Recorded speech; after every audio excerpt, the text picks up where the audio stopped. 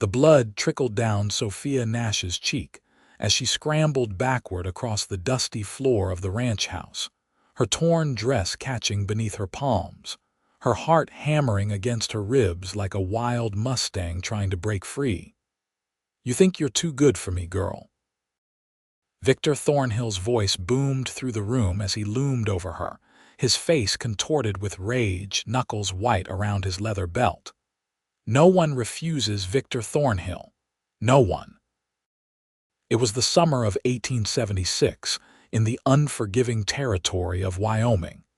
And at 22, Sophia had learned that a woman alone had few allies in this harsh land. The ranch owner had been pursuing her since she'd arrived 6 months ago to work as a housekeeper, his advances growing bolder with each passing week. "Mr. Thornhill, please," she gasped, tasting copper as she spoke. "I've told you I cannot accept your proposal. I don't love you, sir." The ranch owner's face darkened further.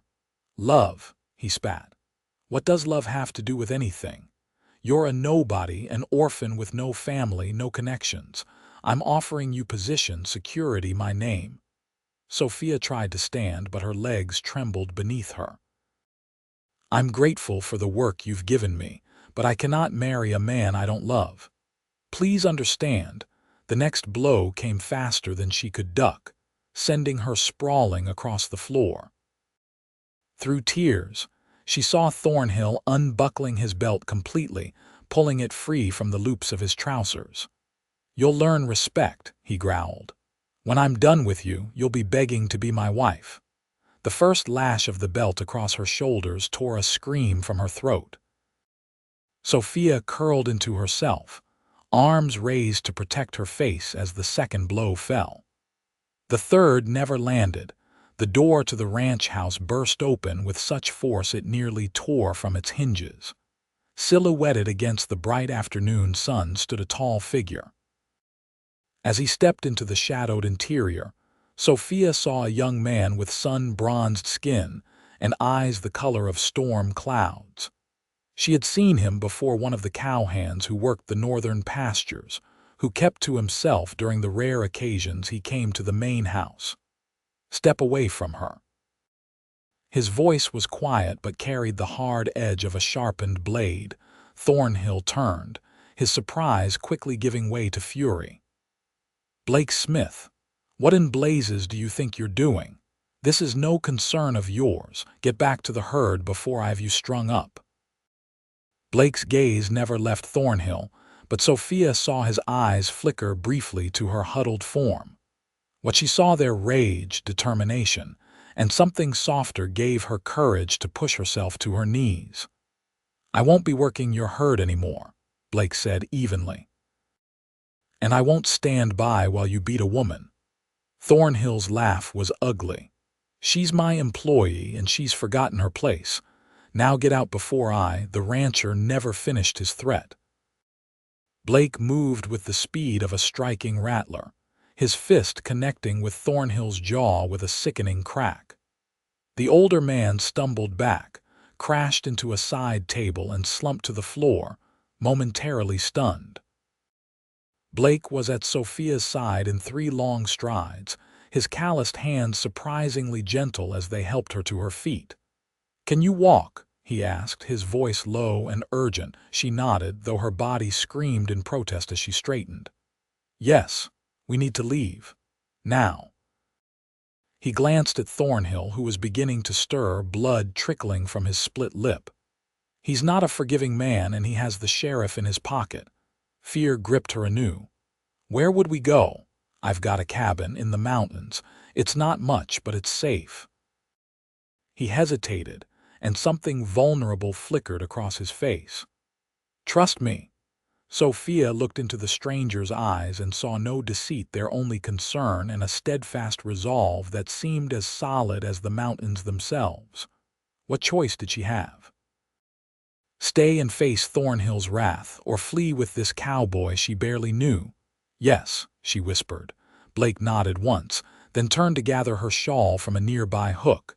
As he wrapped it around her shoulders, Thornhill groaned and pushed himself up on one elbow. "You're dead, Smith," he slurred. "Both of you. Nobody crosses me in lives." Blake ignored him, guiding Sophia toward the door with a protective hand at her back.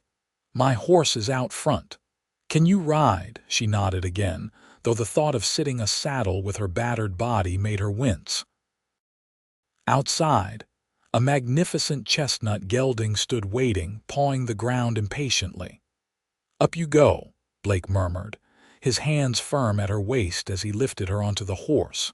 Behind them, Thornhill's curses grew louder. Blake swung up behind Sophia in one fluid motion, his arms encircling her as he gathered the reins. The horse leapt forward at his command, and they galloped away from the ranch house, dust billowing in their wake.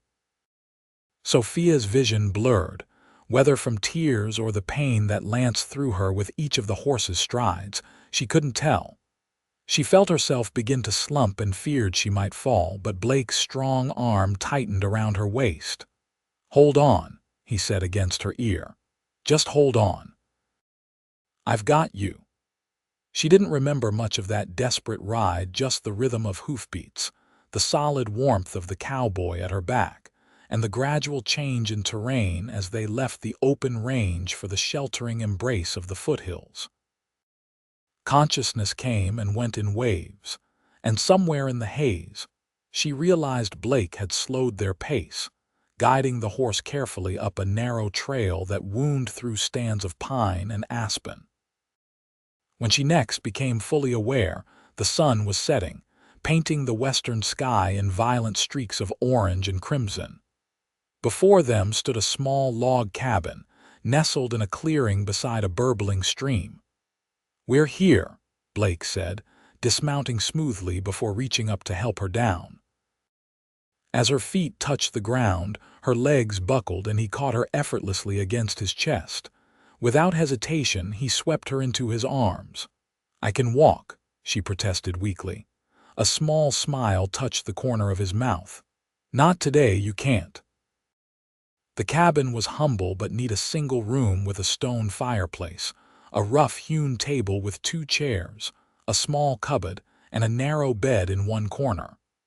Blake carried her to the bed and set her down with utmost care, as if she were made of delicate porcelain. "Rest here," he said. "I need to tend to Rusty and get a fire going. It gets cold up here at night." True to his word, the temperature dropped rapidly as twilight deepened into full dark. Sophia lay still, each breath a negotiation with her battered ribs, listening to Blake move about outside. When he returned, his arms were full of firewood, and a determined set to his jaw suggested he had much more on his mind than just building a fire. The flames caught quickly, and soon the cabin was filled with a warm, golden light. Blake hung a kettle of water over the fire, then turned to face her, his expression troubled. "I need to see to your wounds," he said quietly, "but I don't want to frighten you." Sophia's hand went to her face, feeling the sticky tackiness of drying blood. "You've already saved me, Mr. Smith." "I'm not afraid of you, Blake," he corrected gently. "Just Blake." He moved to the cupboard and retrieved a small wooden box which he set on the table. From it, he took a roll of clean linen, a small bottle, and a tin of salve. "This might sting," he warned, dampening a cloth with water from his canteen. With infinite gentleness, he began to clean the cut on her cheek, his other hand steadying her chin. Despite his care, Sophia couldn't help but wince. "I'm sorry," he murmured. "Almost done with this part." As he worked, Sophia studied his face, the firm set of his jaw, the small scar that bisected his left eyebrow, the way his dark hair curled slightly at the nape of his neck. He was younger than she had first thought, perhaps 25 or 26. "Why did you help me?" she asked suddenly. "You risked everything." His hands stilled for a moment, then resumed their careful work. "No decent man would stand by and let that happen." He paused, his gray eyes meeting hers briefly before looking away. "And I've seen you before around the ranch. You were always kind to everyone, even the lowest ranch hand. That's rare. A memory surfaced Blake, sitting alone at the edge of the bunkhouse porch while the other hands played cards inside, mending a torn shirt with awkward, determined stitches. She had brought him a plate of food and offered to fix the shirt for him. He'd thanked her so solemnly, as if she'd given him a great gift. "I remember," she said softly. A hint of color touched his cheeks. "Your shoulders and back need attention too," he said, changing the subject. "The belt. I can see the marks through your dress." Now it was Sophia's turn to blush. I cannot remove my dress." Blake nodded, understanding immediately. "I'll turn away. There's a blanket you can wrap around yourself. The water in the kettle should be warm by now. I'll pour some in the basin and add a little of this." He held up the small bottle. "It's witch hazel. Helps with the bruising." True to his word, Blake turned his back while Sophia struggled out of her torn dress, biting her lip to keep from crying out as the fabric pulled away from places where blood had dried and stuck to her skin. She wrapped the woolen blanket around herself, leaving her shoulders and upper back exposed. "Ready," she whispered. Blake worked in silence, cleaning the angry welts with such care that Sophia found tears springing to her eyes, not from pain, but from the tenderness of his touch. No one had ever treated her with such gentle consideration. "How did you come to work for Thornhill?" Blake asked, perhaps sensing her need for distraction. Sophia closed her eyes, letting the words come. "My parents died of fever 3 years ago. Our farm in Kansas was taken for debts. I worked as a seamstress in town for a while, but when I heard about the position at Thornhill's ranch, the pay was better. I thought I could save enough to maybe buy a small place of my own someday." Blake's hands moved steadily as he applied the salve to her wounds. "Brave to travel so far alone." "Foolish, maybe," she said with a bitter smile. "I didn't know what kind of man he was when I took the job. By the time I realized I had nowhere else to go. And no family to help you," she shook her head slightly. "None. My mother had a sister in Ohio, but we lost touch years ago." Blake was quiet for a long moment. "My family's gone too," he finally said. "Father died in the war, mother not long after. It's been just me since I was 16. Something in his tone made Sophia turn to look at him over her shoulder. "I'm sorry." Their eyes met, and in that moment, a connection formed between them, two orphans of circumstance, alone in a harsh world. Blake cleared his throat and stepped back. "That should help for now. You should rest. I'll sleep by the fire." Despite her exhaustion, Sophia found it difficult to fall asleep. The events of the day kept replaying in her mind, and every time she closed her eyes, she saw Thornhill's rage-contorted face. Eventually, the steady rhythm of Blake's breathing from his bedroll near the hearth lulled her into a fitful slumber. She woke to sunlight streaming through the cabin's single window and the smell of coffee. Blake stood at the small stove, his back to her, broad shoulders moving as he stirred something in a pan. "Good morning," he said without turning. "How are you feeling?" Sophia took stock of her body. Everything ached, but the sharp, searing pain of yesterday had dulled to a more manageable throb. "Better, I think." "Good. I've made some breakfast. Nothing fancy, just beans and a couple biscuits I had left." She tried to sit up, grimacing at the protest from her muscles. Blake was at her side in an instant, helping her to sit, adjusting the blanket around her shoulders. "Thank you," she murmured, suddenly aware of her state of undress beneath the blanket. My dress." Blake's cheeks colored slightly. "It's torn pretty badly. I have a spare shirt you can wear until we figure something out." He retrieved a faded blue work shirt from a peg on the wall and handed it to her, then tactfully busied himself with the breakfast preparations while she slipped it on. The shirt was enormous on her slender frame, but it was clean and smelled of pine and open air like Blake himself. Over breakfast, he outlined their situation. "Thornhill won't let this go. He's got too much pride for that. We need to be careful." Sophia looked up from her plate. "You've done more than enough, Blake. I can't ask you to append your life for me." His gray eyes held hers steadily. "You didn't ask. I chose. And I'm not letting you face him alone." "But your job," Blake's laugh held no humor. "Working for Thornhill was just a way to earn enough to add to my savings. This cabin, those 10 acres down by the creek, that's mine. I've been building something here for the past 3 years." Sophia looked around the cabin with new eyes, noting the care in every hewn log, the sturdy craftsmanship of the table and chairs. "You built all this yourself," he nodded, a hint of pride softening his features. "Every bit."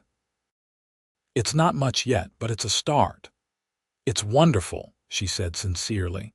Something about the way he'd said, "yet," warmed her heart as if he saw a future here, something growing and becoming more.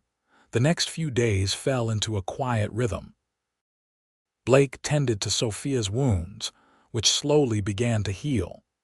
He hunted and fished, bringing back rabbit and trout for their meals. In the evenings, they talked by the fire tentatively at first, then with growing ease as they discovered shared interests and complementary temperaments. Sophia learned that Blake had fought briefly in the final year of the war, though he spoke little of it. He drifted west afterward, working cattle drives and ranch jobs, saving every penny he could to buy his little piece of land. He loved books, a surprise that delighted her, and had a small collection that he kept carefully wrapped in oilcloth to protect from the elements. For his part, Blake discovered Sophia's quick mind and gentle humor. She told him of growing up on the Kansas prairie, of her father teaching her to identify the constellations, of her mother's talent for creating beautiful quilts from the humblest scraps of fabric. By the 5th day, Sophia could move without wincing, and the angry marks on her back had begun to fade. That morning, Blake announced he needed to ride into the small settlement of Pine Creek, about 15 miles away. "We need supplies," he explained. "And I want to find out if Thornhill's men are looking for us this far out." Fear clutched at Sophia's heart. "Is it safe for you to go? Pine Creek is outside Thornhill's usual territory. I know the shopkeeper there, he's a good man. I'll be careful." He hesitated, then added, "I thought I might see about getting you some proper clothes, too." Sophia glanced down at Blake's oversized shirt, which she'd taken to belting with a length of rope. "That would be very kind." He smiled, one of his rare, full smiles that transformed his serious face. "Is there anything in particular you need? Besides, well, everything." The domesticity of the moment struck her suddenly, this man asking what he might bring her from town, as if they were. She pushed the thought away. "Whatever is practical, nothing fancy." Blake nodded and prepared to leave, checking his pistol and stowing provisions in his saddlebags. At the door, he turned back. "Bar the door behind me. I'll be back before dark." After he rode away, Sophia felt the silence of the cabin press around her. To keep busy, she decided to clean, though Blake kept his home remarkably tidy for a bachelor. She found a broom and swept, then heated water to scrub the plank floor. As she worked, her mind wandered. How long could this arrangement continue? Blake had been nothing but respectful, sleeping by the fire each night while she took the bed, but the cabin was small, and they were alone in the wilderness. People would talk if they knew. More importantly, she couldn't impose on his kindness indefinitely. Yet the thought of leaving filled her with a hollow ache. In less than a week, Blake Smith had become more important to her than she cared to admit. The afternoon stretched on, and Sophia found herself repeatedly glancing out the window, watching for signs of Blake's return. When she finally spotted his tall figure on horseback, relief flooded through her with surprising intensity. He came bearing parcels wrapped in brown paper flour, coffee, salt, and other staples. And for Sophia, 2 simple cotton dresses, a pair of sturdy boots, undergarments which he handed over with adorably flushed cheeks, and a tortoiseshell comb for her hair. "I hope they fit," he said as she examined the dresses. "The storekeeper's wife helped me guess the size." "They're perfect," she assured him, touched by his thoughtfulness. "What do I owe you for all this?" Blake looked genuinely surprised by the question. "Nothing. It's the least I could do." "You've already done so much more than that," she said softly. "I don't know how I'll ever repay you." Something flickered in his eyes, a brief intensity that made her heart skip before he looked away. "There's no debt between us, Sophia." The way he said her name with such care, as if it were something precious, made her breath catch. "What news from town?" she asked, changing the subject. Blake's expression grew serious. "Thornhill's put the word out. There's a reward for information on our whereabouts." He ran a hand through his dark hair. $20 for news of you, 50 for me dead or alive." Sophia felt the blood drain from her face. "Dead or alive? He can't mean that." "He does." Blake's voice was grim. "I crossed him publicly, humiliated him. Men like Thornhill don't forget such things." "This is my fault," she whispered. "I've put you in danger." Blake crossed to her in 2 strides, taking her hands in his. "No, the only person at fault is Victor Thornhill. And I'd do it again in a heartbeat." The conviction in his voice was so strong that Sophia found herself believing him. As they stood there, hands clasped, something shifted between them, a recognition of feelings that had been growing since that first desperate day. Blake seemed to realize he was still holding her hands and gently released them. "There's good news, too," he said.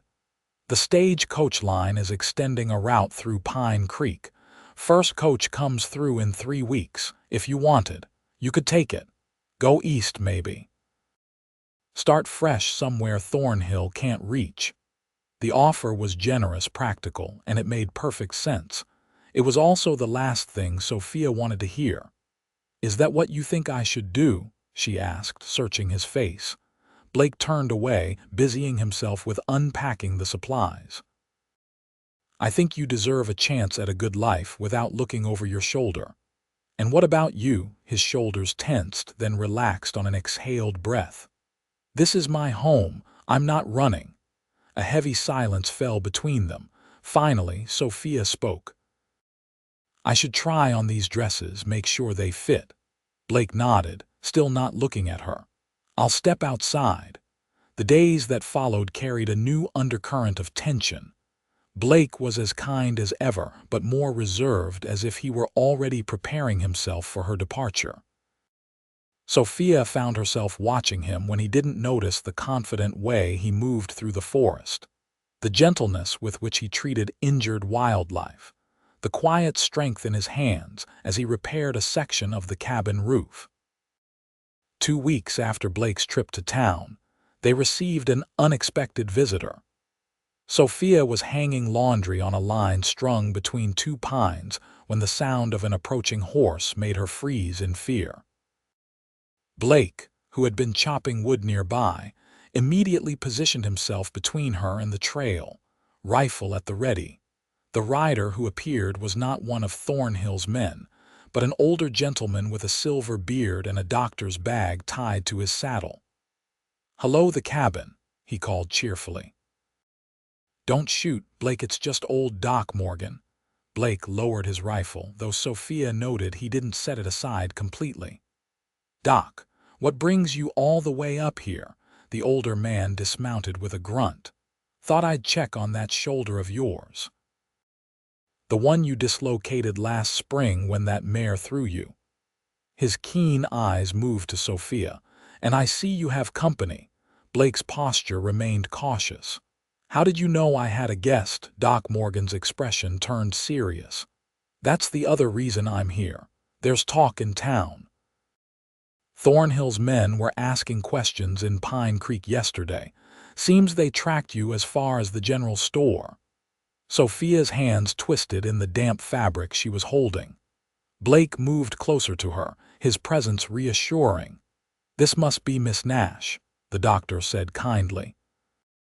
"I heard what happened. Thornhill's always been a brute." "Can we trust you, Doc?" Blake asked directly.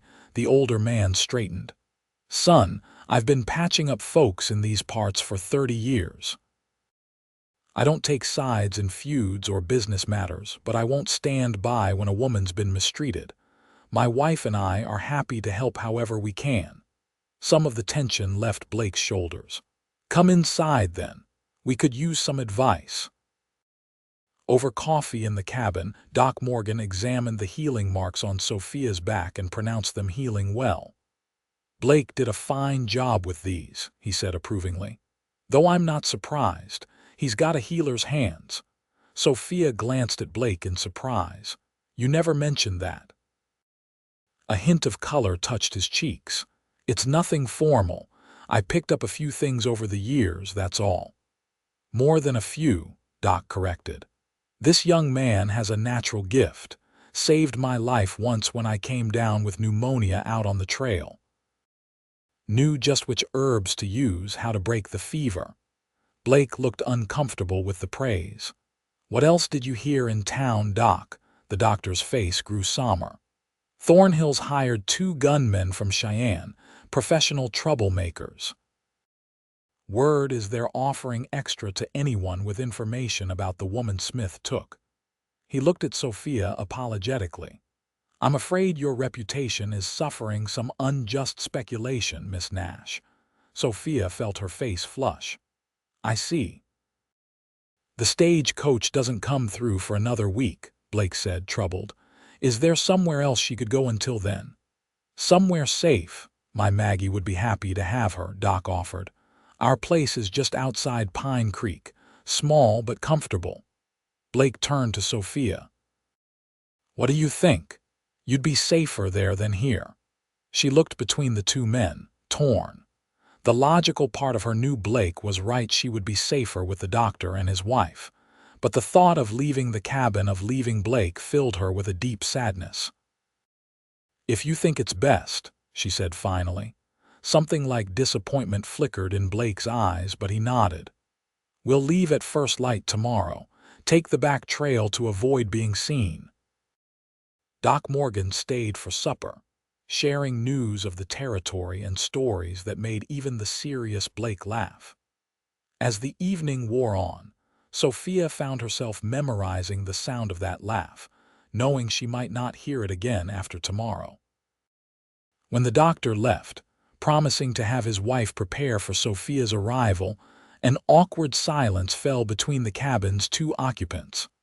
"I'll start packing your things," Blake said, moving toward the cupboard where they'd stored her new clothes. "Blake." His name came out more sharply than she'd intended, and he turned, surprised. "Is this what you want?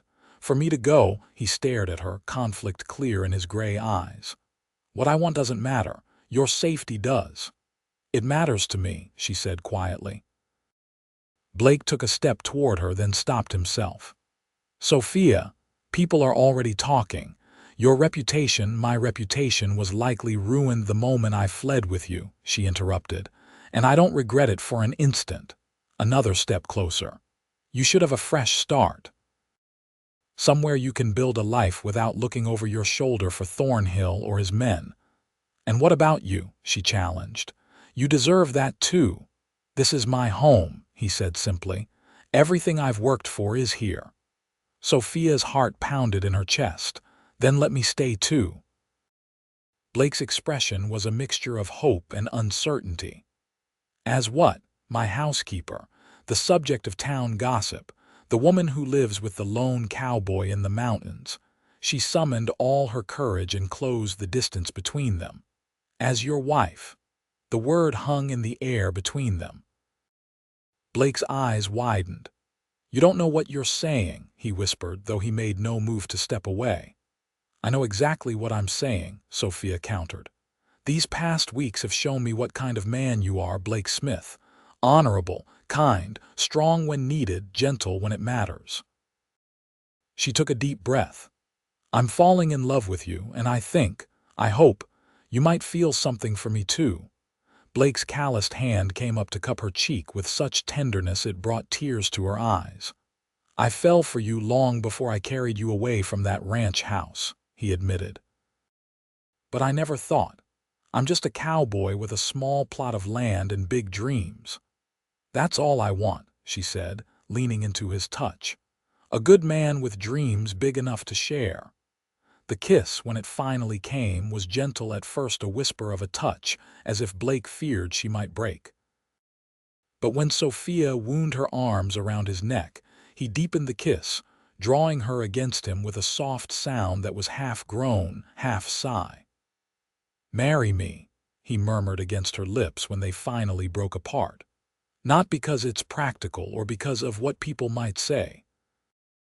Marry me because I love you, Sophia Nash, because I want to build a life with you right here." "Yes," she whispered back.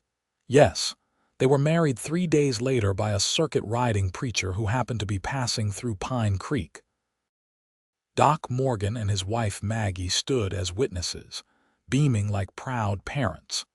For a wedding gift, Maggie presented Sophia with a beautiful white blouse to wear with her best dress, and Doc gave Blake a fine leather-bound journal to record the beginning of your family history. The threat from Thornhill didn't disappear overnight. For months they remained vigilant, Blake never going to town unarmed, Sophia careful not to venture far from the cabin alone.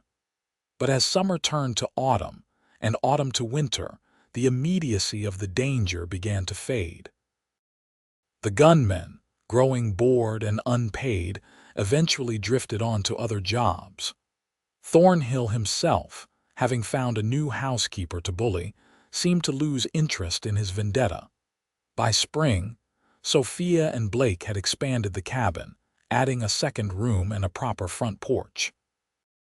Blake's small herd of cattle had grown, and Sophia had started a garden that promised to yield enough vegetables to see them through the next winter, with extra to trade in town.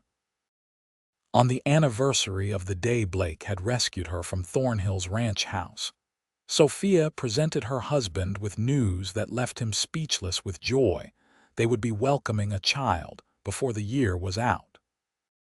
That evening, as they sat together on their new porch watching the sunset paint the mountains in hues of gold and crimson, Blake pulled Sophia close against his side.